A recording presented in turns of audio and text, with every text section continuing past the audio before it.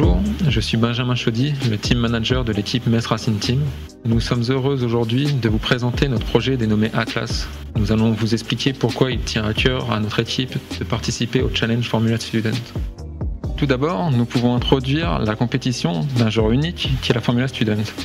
La Formula Student est la plus grande compétition mettant en concurrence des étudiants ingénieurs.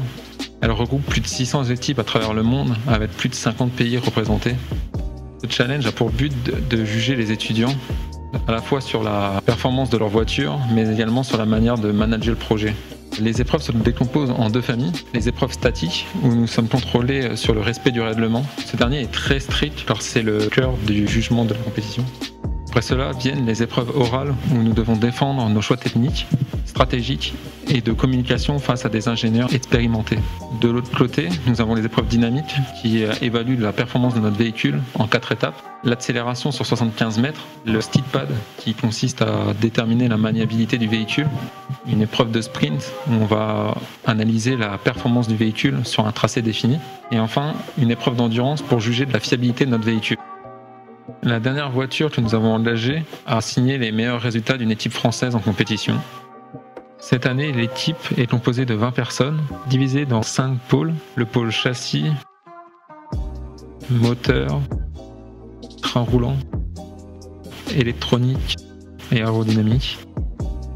Les objectifs de cette nouvelle saison sont de maintenir notre position de première équipe française et d'atteindre le top 100 mondial.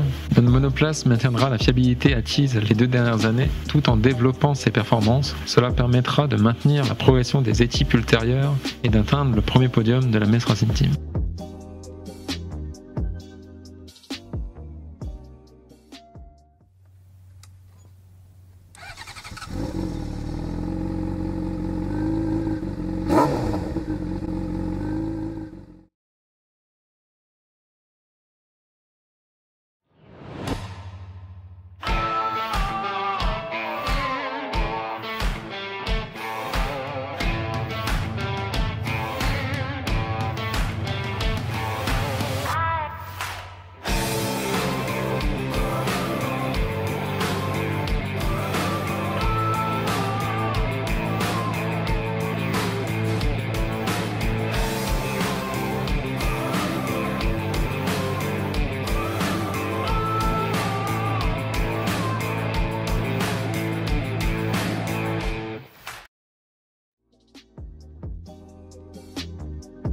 Bonjour à tous, Charles Weiler, je suis en charge du pôle châssis pour le projet Atlas. Donc notre pôle a principalement travaillé sur la conception d'un baquet en fibre de carbone qui permet un positionnement optimal de notre pilote et surtout de combiner la légèreté qui est un atout primordial dans le projet Formula Student. Mais aussi nous avons travaillé sur le firewall qui est un élément indispensable d'un point de vue sécuritaire et réglementaire pour participer aux compétitions Formula Student car il va protéger le pilote de la chaleur et d'un éventuel départ de feu de notre moteur. Autre élément indispensable d'un point de vue sécuritaire, la Crashbox qui dispose d'une structure en nid d'abeille entièrement en aluminium, donc qui permet de combiner légèreté et absorption de l'énergie lors d'un impact, qui est indispensable donc pour la santé de nos pilotes. Et enfin donc la pièce maîtresse, le châssis en structure tubulaire en acier 25 CD4S, qui est un acier bien connu de notre équipe car utilisé depuis les débuts du projet Metz Racing Team pour ses propriétés mécaniques, notamment d'un point de vue résistance élastique et d'un point de vue soudabilité. Pour les améliorations, la principale pour cette année, ça a été la réduction du porte-à-faux. Nous avons eu la chance de travailler sur une base très saine qui était le châssis de la précédente monoplace, Olympe, qui avait comme désavantage un porte-à-faux important sur la partie avant que nous avons réduit cette année afin de gagner en masse sur notre châssis. Et ça s'est effectué grâce notamment au changement de pédalier en modifiant le positionnement des maîtres cylindres qui ne se situent plus derrière les pédales mais bien devant, sous les pieds de notre pilote pour gagner en compacité. Et nous avons aussi supprimé la pédale d'embrayage qui nous permet de réduire la largeur de la partie avant de notre châssis et encore une fois gagner en masse. Nous avons aussi revu la position du pilote afin de lui offrir une meilleure visibilité lors des courses et afin d'améliorer la maniabilité. Cette amélioration conduit aussi à l'augmentation de la rigidité car plus le châssis est court, plus il sera compact et dense et donc plus il sera rigide, ce qui permet une meilleure tenue de conduite et une meilleure maniabilité de la part de nos pilotes. Et l'avantage majeur, bien sûr, c'est la réduction de la masse de notre châssis qui sera aux alentours des 38 kg, contrairement à Olympe qui était annoncé à 41 kg la saison passée. Qui dit châssis tubulaire dit forcément assemblage de tubes. Donc l'assemblage des tubes se réalise à l'aide de la réalisation d'encoches à l'extrémité de ces derniers, qu'on appelle gueules de loup, qui sont réalisées chez l'un de nos partenaires, Nord Laser Tube, mais aussi cintrage de tubes, car le règlement nous impose la présence de certains tubes donc, en une seule pièce, donc qui est obligé de ne pas être l'assemblage de tubes par soudage. Par conséquent, ils sont cintrés chez un de nos partenaires, Kramet Tube, qui est situé comme Nord Laser Tube dans le nord de la France. La peinture de notre châssis est réalisée chez l'un autre de nos partenaires, Baroclean, qui réalise aussi le soudage de notre réservoir d'essence. Et l'intégralité de nos tubes en acier 25 CD4 sont fournis donc chez Proformance Metal, qui est un partenaire en provenance du Royaume-Uni qui soutient depuis des années le projet Formula Student. Et enfin, l'intégralité de la soudure de notre châssis sera réalisée cette année par un nouveau partenaire, Metalform, qui réalise des formations pour des soudeurs, donc qui nous assurera des soudures de qualité pour notre châssis. Je m'appelle Baptiste Hervé, responsable des trains roulants cette année à la Metz Racing Team. Le principal changement qui a été fait chez nous, dans notre pôle, ça a été le déplacement des suspensions. Les années précédentes, les amortisseurs étaient placés sous la voiture et perturbaient un flux aérodynamique qui est cher au pôle qui s'en charge. On a choisi de déplacer ces amortisseurs pour l'avant sur le côté de la voiture et à l'arrière sur le dessus du châssis, donc juste derrière le moteur. Ça va permettre d'améliorer la performance du fond plat. Toujours dans une optique de réduire les masses de la voiture, on a voulu travailler sur la réduction des masses non suspendues et donc de leur inertie. On verra ça un petit peu plus tard. Et dans cette optique-là aussi, il y a la triangulation qui est faite intégralement en fibre de carbone. Et cela est possible grâce à un partenaire de longue date qui est GT Composite, qui nous fournit en tube carbone, mais également grâce à Minbea Mitsumi qui nous fournit en rotule que l'on peut mettre à l'extrémité de nos triangles. Comme je l'ai dit juste avant, cette année on a cherché à réduire les masses non suspendues afin de réduire donc leur inertie. Cela est passé notamment par la fixation des roues qui a été modifiée. Cette année on fixera nos roues grâce à un écrou central. On a aussi les jantes en alliage très léger de chez Bred en diamètre 10 pouces que nous réutiliserons. Et les pneus en revanche changeront puisque l'année dernière ils étaient certes déjà en largeur de 7 pouces et demi, mais cette année on va réduire leur diamètre extérieur pour passer de 18 pouces à 16 pouces. Ça réduira bien évidemment, comme je l'ai déjà dit, leur inertie, ça rendra la voiture donc théoriquement plus réactive et plus rapide aussi bien dans ses accélérations que dans ses freinages. L'écrou central sera usiné en aluminium série 7, tout comme le moyeu et le porte-moyeu, et rejoindra donc la liste des pièces usinées pour le pôle train roulant, qui seront anodisées comme depuis quelques années maintenant par TEM Technologies, qui nous suit et qui permet de nous faire l'anodisation de ces produits dans les couleurs que l'on veut, et donc entre autres d'améliorer leurs propriétés mécaniques. Cette année, on a consacré beaucoup de temps à l'étude des voitures des années précédentes, notamment en regardant les accélérations latérales qu'elles prenaient, les performances qu'elles avaient dans les différentes épreuves, pour pouvoir mettre au point des cas de charge, donc des load cases. Ces load cases nous ont permis de faire beaucoup d'analyses structurelles par élément fini de nos pièces. Je veux parler notamment des porte-moyeux, des moyeux et des différents supports qui vont se visser sur le porte-moyeu.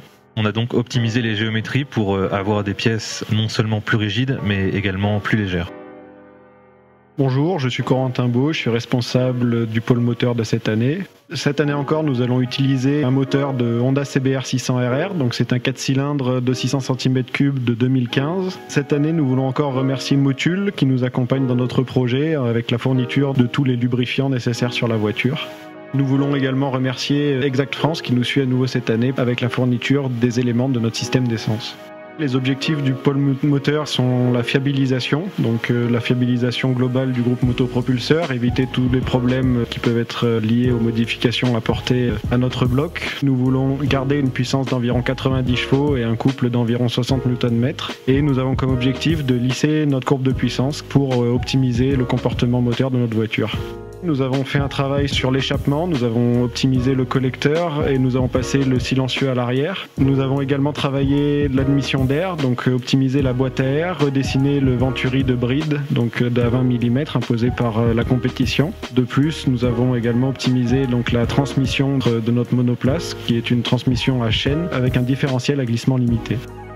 Bonjour, moi c'est Arthur Medemlig, je suis le responsable de la partie électronique du projet. Pour la première année, nous allons installer un boîtier papillon motorisé. Celui-ci permet la gestion des downshifts sans l'embrayage et permet donc de retirer l'embrayage au pied.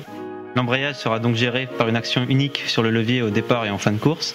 Cette année annonce aussi l'arrivée du traction control, ce qui permet d'améliorer l'accélération en départ arrêté et de diminuer les glissements en montée en rapport. Sur la partie gestion du moteur, nous allons passer à une gestion séquentielle. Grâce à la gestion d'une cible de phase sur l'arbre à cam, on peut passer en gestion séquentielle de l'allumage et de l'injection. Cela permet une diminution de la consommation de carburant et de la consommation électrique. Sur les périphériques, nous avons conçu notre propre volant. À l'image, on peut voir le premier prototype. Cela permet de diminuer les coûts et de choisir l'ergonomie adaptée à notre pilote. Côté data acquisition, nous développons notre propre système. Cela va nous permettre d'avoir plus de liberté dans le choix de nos capteurs et de la gestion a posteriori de nos données. Cela permet aussi une diminution très importante du coût du système d'acquisition.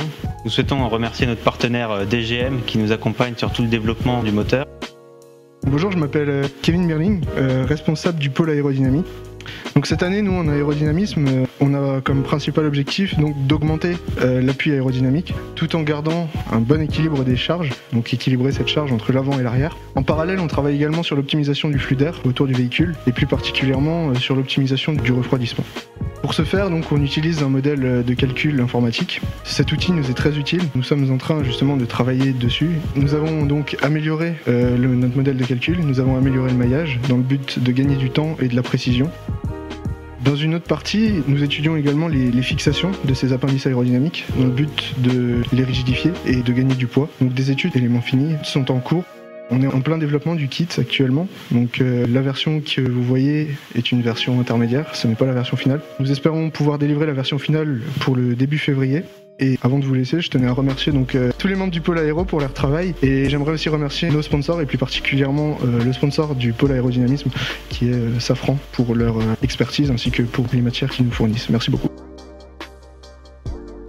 Outre le soutien matériel et technique, les aspects financiers, organisationnels et logistiques sont très importants pour notre projet. Pour cela, nous tenons à remercier RS Components, Amest, le campus Arts et Métiers de Metz, mais aussi l'ENIM et sa fondation pour leur soutien ainsi que l'ensemble de nos partenaires. Cela nous permettra de concrétiser le rêve des membres de notre équipe et de défendre les couleurs et les savoir-faire français à travers l'Europe. Si vous aussi vous souhaitez participer et soutenir notre projet, n'hésitez pas à nous contacter ou à réaliser un don sur notre cagnotte Hello Asso.